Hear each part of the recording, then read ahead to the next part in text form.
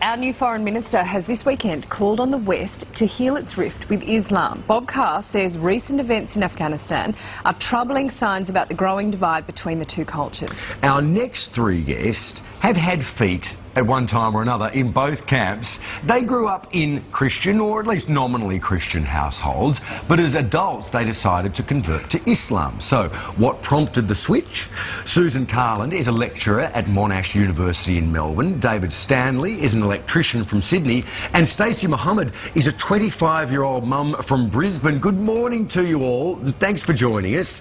Good morning. Susan, if I can start with you, what prompted your decision to convert to Islam? I think I was a teenager when I became Muslim, and I think it was when I was a teenager I started just to have big questions about life, the universe and everything, and I started to explore lots of different answers to those questions, and much to my surprise Islam seemed to be the one that continually came back to me with the answers that made the most sense to me. So eventually, yeah, when I was 19 I decided to convert. You say you were nominally Christian beforehand. Was your faith always a strong part of your life? Yeah, absolutely. I knew that I always believed in God, and I was raised in a household where we did go to church and those sort of things. And so it was always a very big part of my life and always a very positive part of my life. But I think when I was in my teens, I just started to wonder if I believed what I did because I thought it was true, or if it's just what I'd been raised to believe. And that's what sort of prompted the outward exploration, I guess. Mm. Okay, this is really interesting. David, describe your life before you converted to Islam. Typical young Aussie guy. Used to go out and, drink, smoke, have fun, just do crazy things. Also, I used to be quite a racist. Yeah, right. Yeah, and I didn't like Muslims at all. What did you know about Muslims before you became what I thought I knew about Muslims? Okay, so firstly, what I thought of Islam is I actually thought Islam was a place, and Muslims came from this place, and they hated everyone, and whoever wasn't a Muslim, I thought they wanted to convert them, and that was it. They're all from Islamabad.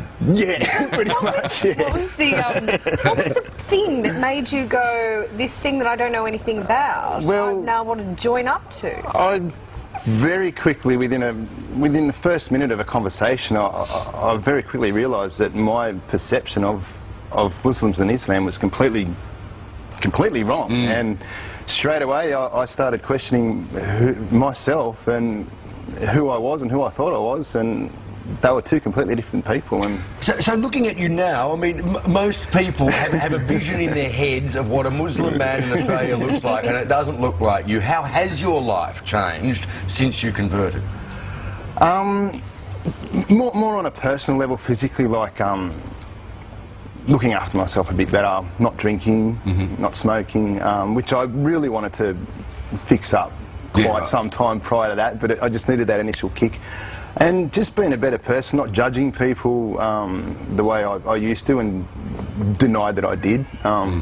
Just more look at myself and fix myself instead of worry about what's happening out there. So more thoughtful about your own life. Yeah, which then cascades throughout to other people that you interact Just with. before we need to bring Stacey in as well, but I just really want to say, what was it other religions do you think are not as introspective? There's obviously not as much focus on health, but they don't force you to be a better person? No, totally not. It just wasn't working for me. Yeah, like I tried, other things, and in my heart it just wasn't sitting right, I'm not saying anything wrong about them, just for me it didn't work. So Stacey, you also had what many would describe as a typically Australian upbringing.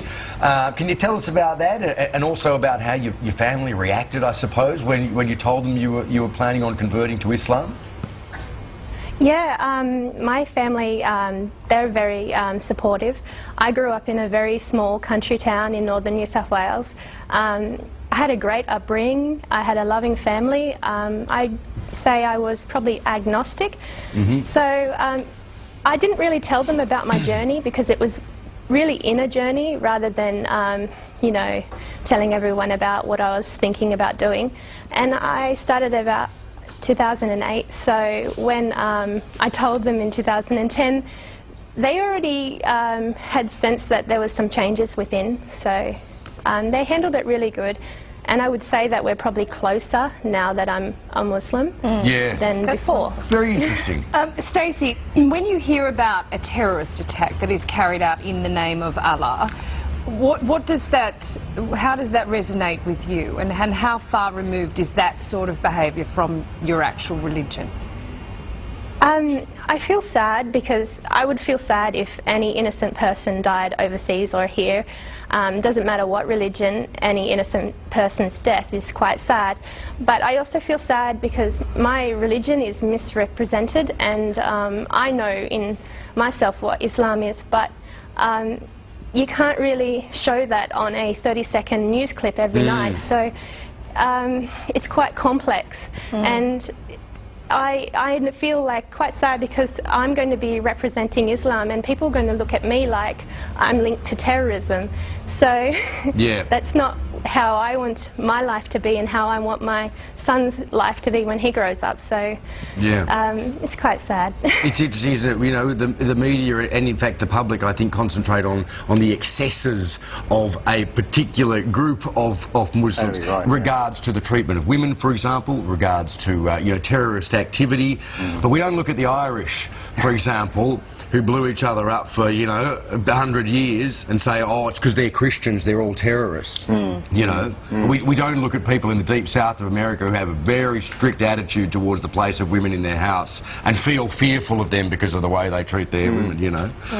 I guess it's one of those things. It's about education, isn't it? Totally, Islam did become, you know, post September 11, a religion that Yeah. was not really known about and therefore feared. And then all of a sudden it's, oh wow, it's all this killing because of Islam, and so Yeah. of course it's going to instill a fear into normal everyday people. I mean, So, you know, I think it's a discussion definitely worth having, and we'll have to have it some other time because we're out of time right now. But yeah, maybe we can discuss next time, you know, where Islam itself sits on those extremities of I guess, more a cultural thing than a religious thing, yeah. Totally. Anyway, look, thank you so much for joining us all this morning. Susan, Stacey, David, thank you very much. Lovely to have your company. Thank you.